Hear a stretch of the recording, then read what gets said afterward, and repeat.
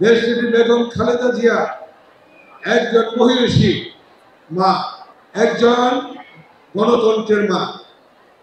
সেই মা আজকে অসুস্থ।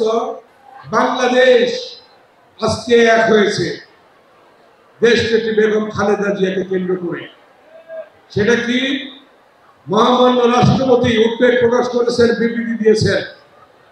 এর পরবর্তীতে মাননীয় প্রধান উপদেষ্টা এবং তার উপদেষ্টা পরিষদ মিটিং ডেকে ক্যাবিনেটে তারা উদ্বেগ প্রকাশ করেছেন, দোয়া করেছেন, প্রার্থনা করেছেন।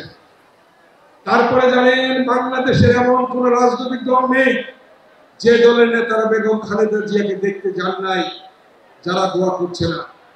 প্রত্যেকই বাংলাদেশের প্রতিটি নাগরিক আজকে দেশনেত্রী বেগম খালেদা জিয়ার জন্য দোয়া করছে এবং তার আরোগ্য কামনা করছে, দীর্ঘায়ু কামনা করছে। আজকে বাংলাদেশে হয়ে গেছে স্বাধীনতা, অতন্ত্র প্রহরী, ঐক্যের, জাতীয় ঐক্যের প্রতীক দেশনেত্রী বেগম খালেদা জিয়া আজকে অসুস্থ। প্রমাণিত হয়েছে যে বাংলাদেশের মানুষ বেগম খালেদা জিয়াকে রেখে, সামনে রেখে সকলে ঐক্যবদ্ধ। এইটা আজকে প্রমাণ হয়েছে।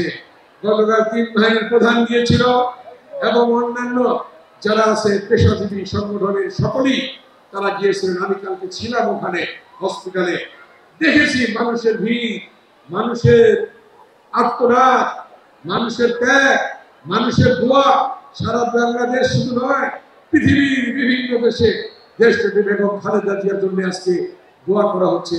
মনে রাখবেন, দেশনেত্রী বেগম খালেদা জিয়া জাতীয় ঐক্যের প্রতীক, দেশনেত্রী বেগম খালেদা জিয়া স্বাধীনতা সার্বভৌমত্বের প্রতীক, দেশনেত্রী বেগম খালেদা জিয়া জনগণের নেত্রী, গণতন্ত্রের মা। এই নেত্রী আজকে বাংলাদেশ থেকে যদি আল্লাহ না করুক কোন রকম অনুপস্থিত হয়ে যায়, এই দেশের স্বাধীনতা সার্বভৌমত্ব কি হবে জানি না, ঐক্যের কি হবে জানি না।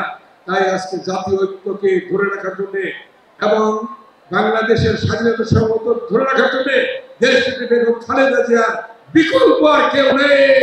বেগম খালেদা জিয়ার জন্য এই জন্য আপনারা দোয়া করবেন, আল্লাহ যেন তাকে সুস্থ করে আমাদের মাঝে নিয়ে আসে।